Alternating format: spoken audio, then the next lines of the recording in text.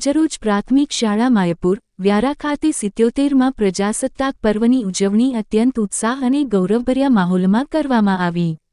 કાર્યક્રમની શરૂઆત રાષ્ટ્રધ્વજ ફરકાવી રાષ્ટ્રગાન સાથે કરવામાં આવી, જેમાં શાળા પરિવાર, વિદ્યાર્થીઓ તથા આમંત્રિત મહેમાનો મોટી સંખ્યામાં ઉપસ્થિત રહ્યા। આ પ્રસંગે મુખ્ય મહેમાન તરીકે Maheshbhai Gamit, central industrial security force ના હેડ કોન્સ્ટેબલ અને ભારતીય રાષ્ટ્રીય વહીવટી સુધારા તંત્ર અને જનતા જાહેર ફરિયાદ પરિષદ વિભાગના રાષ્ટ્રીય અધ્યક્ષ ડો. નાયક સૌરભ અરુણભાઈ હાજર રહ્યા હતા। પ્રજાસત્તાક દિવસના મહત્વ પર પ્રકાશ પાડતા ભારતીય બંધારણ, લોકશાહી મૂલ્યો અને નાગરિક ફરજો વિશે વિગતવાર વાત કરી। તેમણે ખાસ કરીને વિદ્યાર્થીઓને શિસ્ત, સંસ્કાર અને શિક્ષણ દ્વારા દેશના ઉજ્જવળ ભવિષ્યના નિર્માણ માટે આગળ આવવાની અપીલ કરી। ડો. નાયક સૌરભ અરુણભાઈએ પોતાના ભાષણ દરમિયાન વન સ્કૂલના આચાર્ય શ્રી કેતનભાઈ ચૌધરી સહિત શાળા સ્ટાફ, ઉત્તમ વ્યવસ્થાપન અને દૂરંદેશી મેનેજમેન્ટની ખુલ્લેઆમ પ્રશંસા કરી। તેમણે જણાવ્યું કે ટ્રસ્ટ અને શાળા દ્વારા વિદ્યાર્થીઓને ગુણવત્તાયુક્ત શિક્ષણ સાથે સંસ્કાર આપવામાં આવી રહ્યા છે, જે આજના સમયમાં પ્રશંસનીય કાર્ય છે।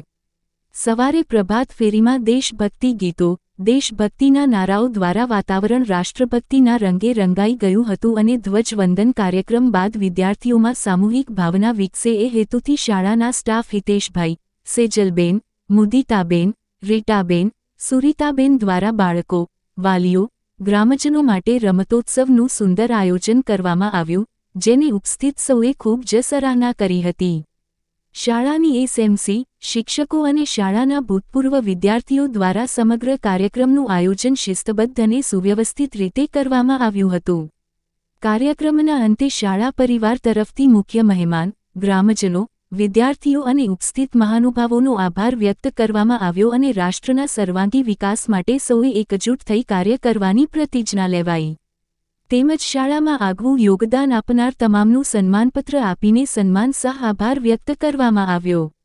આ કાર્યક્રમની વિશિષ્ટ બાબત એ હતી કે માયપુર ગામના સીઆઈએસએફ જવાન મહેશભાઈ ગામિત અને એમના પરિવાર તરફથી 70 વર્ષથી વધુ વયના વડીલોનું શાલ ઓઢાડીને સન્માન કરવામાં આવ્યું હતું। કાર્યક્રમના અંતે સરપંચ શ્રી પ્રિયંકાબેન, ડેપ્યુટી સરપંચ શ્રી રાજેશભાઈ તથા માયપુર ગ્રામ પંચાયત દ્વારા સૌના માટે ભોજનની વ્યવસ્થા કરવામાં આવી હતી।